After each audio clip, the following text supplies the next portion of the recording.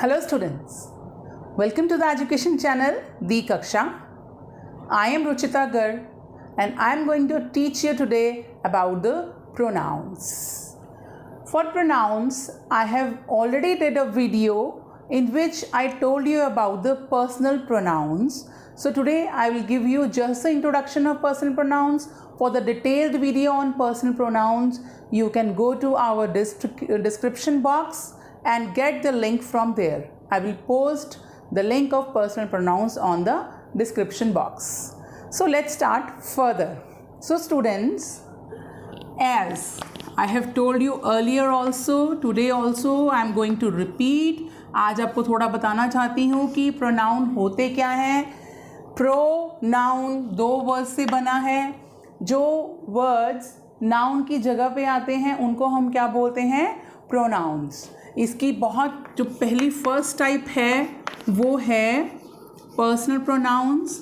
मैं ऑलरेडी इसकी वीडियो कर चुकी हूँ और आपको इसका लिंक जो है वो डिस्क्रिप्शन बॉक्स में मिल जाएगा. So for the introduction, personal pronoun में हमारा फर्स्ट पर्सन होता है एक, then is second, third person, जिसमें कि फर्स्ट पर्सन में है I and we, second person में है you and third person is he, she, it and they for plural.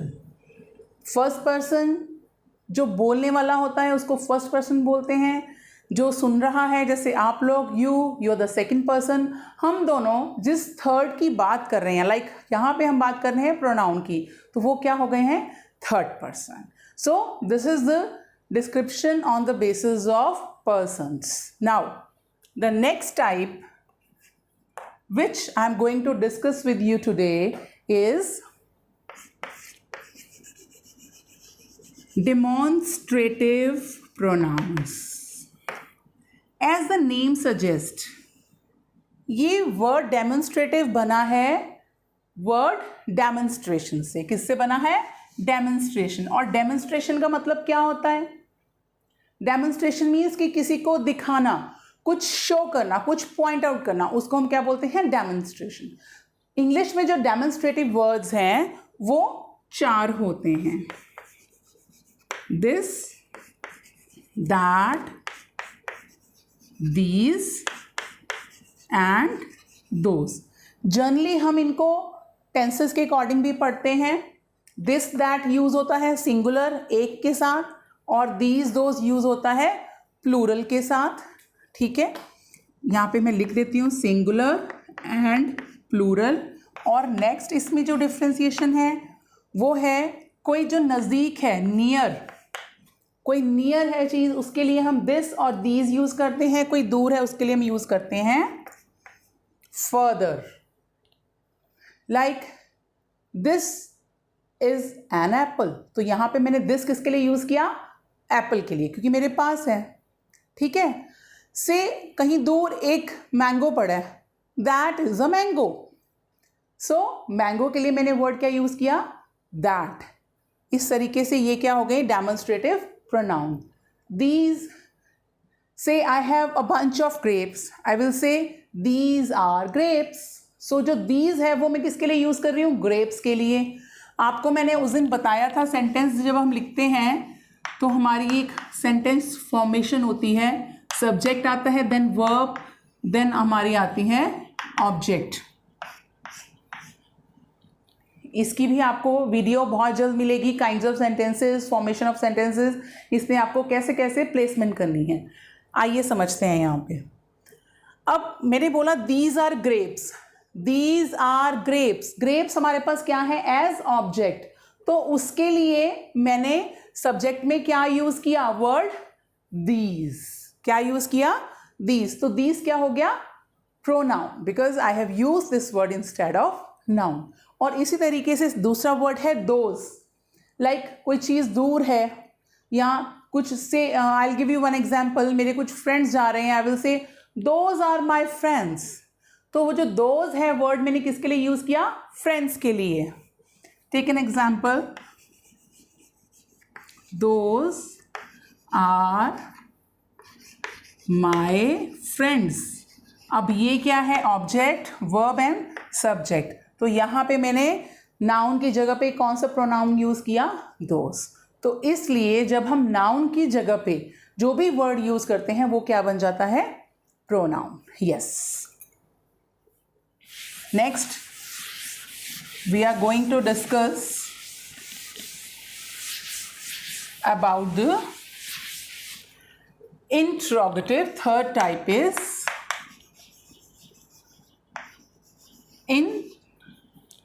जिसको आप interrogative भी बोलते हैं।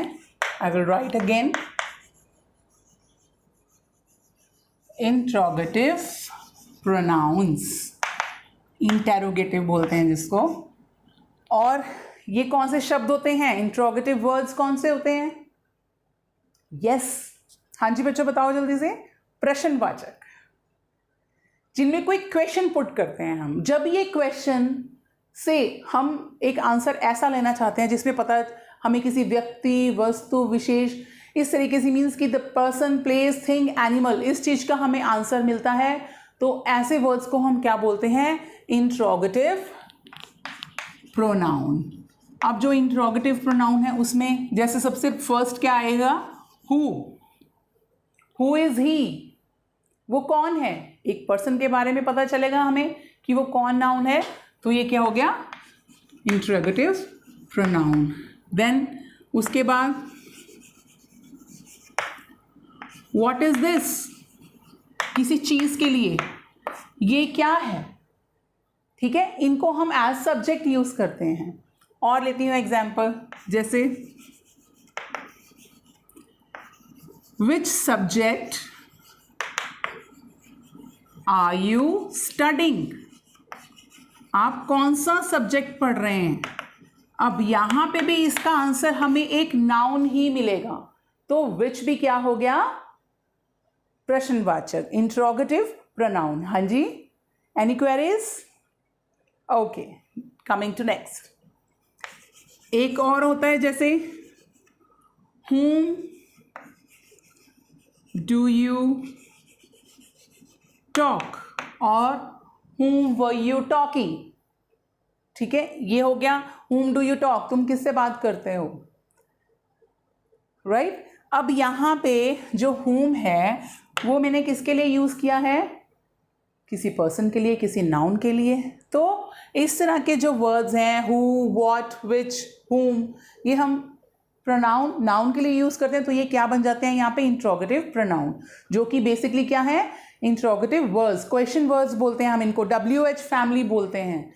तो जहाँ पे ऐसे WH फैमिली वर्ड्स जिनसे हमें name of person, place, thing, animal, इन चीज़ों का आंसर मिले, उनको हम क्या बोलते हैं? Interrogative pronouns. Is it clear? Interrogative pronouns, प्रश्नवाचक सर्वनाम। ठीक है, आगे बढ़ चलें। नेक्स्ट कैटेगरी बच्चों हमारे पास आती है, fourth is relative pronoun. Relative pronoun जो हैं, these are those words which tells us about the relation, कि अगर कोई एक वाक्य है उसका दूसरे वाक्य के साथ क्या रिलेशन है, उसको हम क्या बोलते हैं? Relative pronoun. वो उन दोनों को रिलेट करते हैं। जैसे I lost the book which I have bought yesterday। अब इनको मैं दो सेंटेंस में भी लिख सकती हूँ, I lost the book which I have bought the yesterday, या I lost the book, यहाँ पे क्या आ सकता है? which की जगह that I have bought yesterday। सो यहाँ पे जो ये वर्ड है ये हमें क्या बता रहा है? रिलेशन। ठीक है, किसका रिलेशन? की कौन सी बुक, नाउन का रिलेशन, कि जो भी उसको हुआ है उसका क्या रिलेशन है, कौन सी बुक, इसमें स्पेसिफाई कर दिया। ठीक है, और हमें रिलेशन बता दिया, तो वो क्या हो गया? Word relative pronoun. विच क्या हो गया हमारा रिलेटिव प्रोनाउन। इसके कुछ एग्जांपल्स हम ले सकते हैं। विच जो है जनरली हम जब मैं अभी आपने पहले पढ़ा था इंट्रोगेटिव में, उसमें हमें चॉइस के बारे में बताता है। ये दोनों की जगह पे यूज होता है, सब्जेक्ट और ऑब्जेक्ट। यहाँ पे हम इसको एज अ कनेक्टर यूज करते हैं, कनेक्ट करता है, जो जोड़ता है। Is that clear? एक और पार्ट ऑफ स्पीच पढ़ेंगे जिसमें वहाँ पे भी इसकी यूजेज होगी इसी तरीके से। तो इनको हम क्या बोलते हैं? Relative pronoun. Who, word who है, जैसे I have a friend who belong to Germany. अब यहाँ पे देखो मेरा एक फ्रेंड है जो कि जर्मनी को बिलोंग करता है, तो यहाँ पे उस फ्रेंड के लिए मैं वर्ड क्या यूज कर रही हूँ? हु। रिलेट कैसे कर रहा है वो? हु से। तो ये क्या बन गया? Relative pronoun. Is that clear to everyone कि रिलेटिव प्रोनाउंस क्या होते हैं? Right. Now the next category is, fifth one is distributive pronoun. Distributive pronoun क्या होते हैं? देखो आप ध्यान से, वर्ड लिया गया है डिस्ट्रीब्यूशन से। डिस्ट्रीब्यूशन का क्या मतलब होता है? बांटना या चूज करना। तो ऐसे वर्ड्स जो हमें बताते हैं कि दोनों में से, और वो दोनों भी रहते हैं, तो उनको हम क्या बोलते हैं? Distributive pronouns. For example, either of the pen writes, we can say either of the pen writes well, writes well, कि दोनों में से, पेन के लिए यूज कर रही हूं मैं ये वर्ड, ठीक है? तो डिस्ट्रीब्यूटिव हो गया कि आप कोई भी ले लो, दोनों में से चॉइस हो गई है, ठीक है? वैसे डिस्ट्रीब्यूशन का मतलब होता है बांटना। अब वो जो ऑलरेडी दो पड़े हैं उनमें से कुछ भी चूज करना, वो भी डिस्ट्रीब्यूटिव की कैटेगरी में आता है। तो इनको हम क्या बोलते हैं? Distributive pronoun. जैसे एक हम लिख सकते हैं each of my family member is feeling well. कि ये जो ईच है, ये हम जब भी एक से ज़्यादा होते हैं, इधर भी एक से ज़्यादा होते हैं, हम इनके लिए इधर ईच यूज़ करते हैं, ठीक है? तो ये क्या हो गया कि मेरी फैमिली में हर कोई, ईच मीन्स हर एक, हर कोई अच्छे से फील कर रहा है, इज फीलिंग वेल, उसको कोई प्रॉब्लम नहीं है, सबकी तबीयत बिल्कुल ठीक है। तो ये भी क्या हो गया? फैमिली मेंबर्स के लिए यूज़ कर रही हूँ मैं वर्ड ईच, तो ये भी क्या हो गया है? Distributive pronoun. Is it clear? उसके बाद नेक्स्ट कैटेगरी है, मैं आपको ये सब बता रही हूँ, आप साथ साथ में प्रैक्टिस करेंगे तो आपको बहुत इजीली ये चीज़ें समझ में आएंगी। लास्ट में मैं आपको बताऊंगी कि आपको कैसे इनको अपनी डेली लाइफ में यूज़ करना है। Next is indefinite pronoun. अब जो इनडेफिनेट प्रोनाउन है, ये नाम से ही पता चल गया कि इसकी कोई सीमा नहीं है। ऐसा नहीं है कि सिर्फ दो हैं, दो से ज़्यादा कितने भी हो सकते हैं। तो ऐसे शब्द जो नाउन्स बेसिकली, जो कि नाउन की जगह पे यूज़ होते हैं और दो से कितने भी ज़्यादा के लिए यूज़ हो सकते हैं, उनको हम क्या बोलते हैं? इनडेफिनेट। मतलब कि इनडेफिनेट लिमिट तक, कोई ऐसी पर्टिकुलर लिमिट नहीं है। जैसे एनी, सम, ठीक है, एनीवन, या ये हम एक जने के लिए यूज करते हैं जो एनीवन है, राइट? तो मैं आपको एग्जांपल देती हूँ एनी की। Any of you can go, तुम में से कोई भी जा सकता है, ठीक है? सम of my friends are coming, कि मेरे तो बहुत से फ्रेंड्स हैं, लेकिन उसमें से कुछ फ्रेंड्स हैं जो कि आ रहे हैं, तो यहाँ पे मैं सम यूज़ कर रही हूँ फ्रेंड्स के लिए। एनी किसके लिए यूज़ कर रही हूँ? यू के लिए, सेकेंड पर्सन।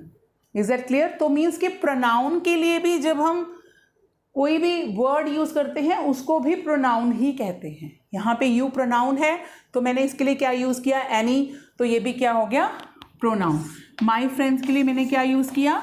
सम, तो ये भी क्या हो गया? Pronoun. Is it clear to all of you? तो इस तरह के जो वर्ड्स हैं वो सब इंडेफिनिट प्रोनाउन की कैटेगरी में आते हैं।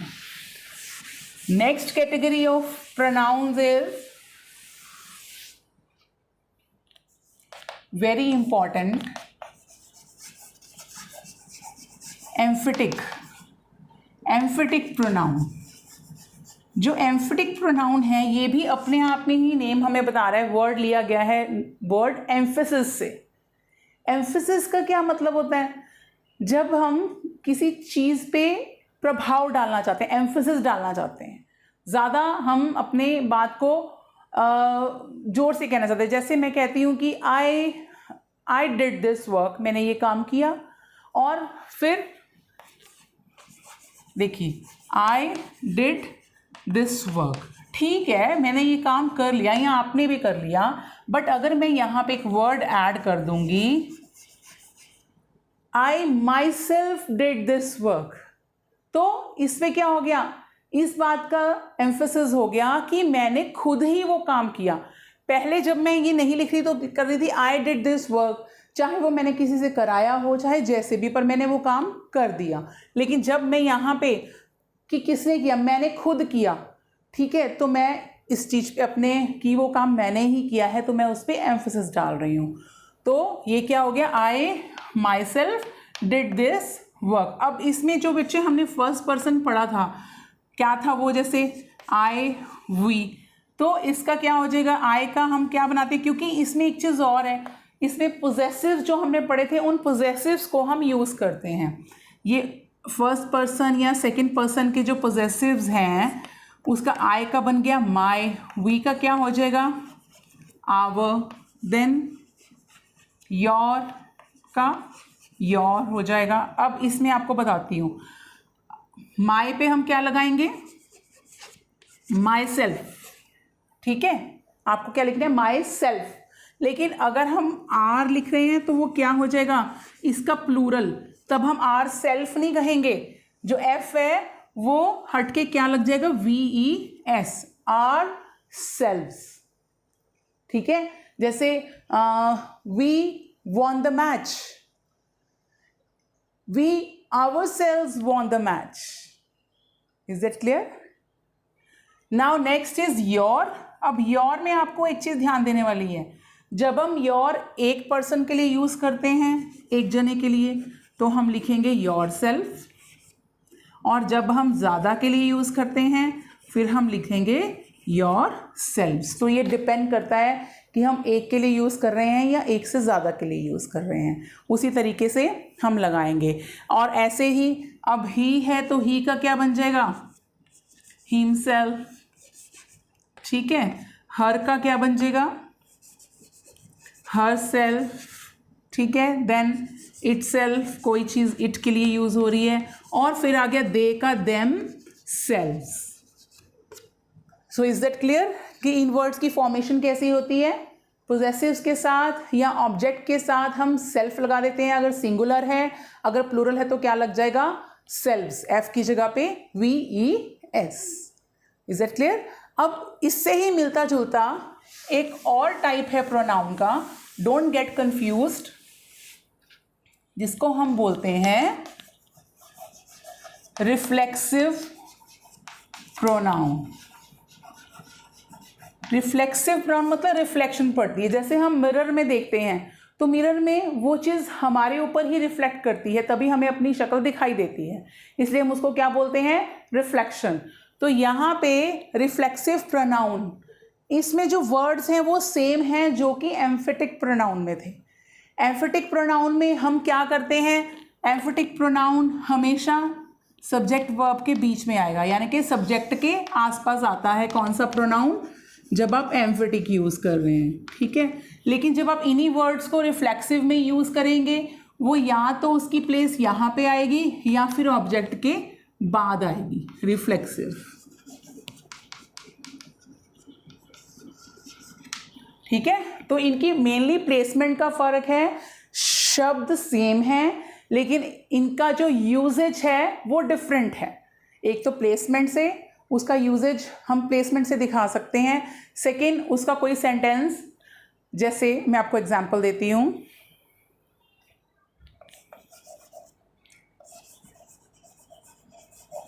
he had gone to US himself। आप ध्यान से देखो यहाँ पे जो himself है, या US means United states of America, ठीक है। he had gone to US himself। अब himself यहाँ पे रिफ्लेक्सिव बन के आ रहा है, ठीक है। इसमें हम कोई एम्फेसिस नहीं डाल रहे हैं, हम सिंपल ये बता रहे हैं कि उसको किसी की कोई ज़रूरत नहीं पड़ी, उसने अपने आप पढ़ाई की, अपने बलबूते पे ही उसने सारे टेस्ट क्लियर किए और वो अपने आप ही वहाँ चला गया, उसका वीज़ा क्लियर हो गया, वो यूएस में चला गया। So he had gone to US himself. अब इसमें he himself have gone to US वो गलत हो जाएगा, क्योंकि हमें इसमें एम्फेसिस देने की ज़रूरत नहीं है। जो उसने एक्शन किया वो उसी पे रिफ्लेक्ट हो रहा है। This is the usages of reflexive pronoun. Is that clear to everyone? My का सेम वही रहेगा, माई सेल्फ। आवर का क्या हो जाएगा, आवर सेल्स, ठीक है। यू का योर सेल्फ, योर सेल्व्स अगर प्लूरल हैं, देन हिम सेल्फ ही के लिए, हर सेल्फ हर के लिए, इट सेल्फ इट के लिए, दे और देम सेल्फ जो है वो दे के लिए, ठीक है। अब इसमें जैसे दे की एग्जांपल, मैं आपको एक और एग्जांपल दे देती हूँ रिफ्लेक्सिव की। जैसे they have cured for the ailment themselves, or they took precautions to cure the ailment themselves। उन्होंने खुद ही प्रिकॉशंस ली या उन्होंने अपने आप को खुद ही क्योर किया, मीन्स किसी भी मेडिकल अथॉरिटीज़ की उन्होंने हेल्प नहीं ली है। Is that clear to everyone? So this is called the reflexive pronoun. Now last but not the least, one more category is reciprocal pronoun.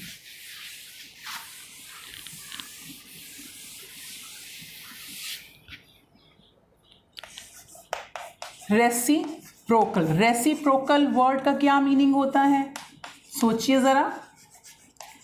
Reciprocate करना, जनरली आदान प्रदान जिसको हम बोलते हैं।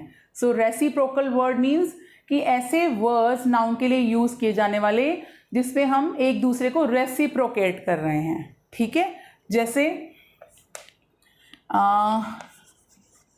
दे help in learning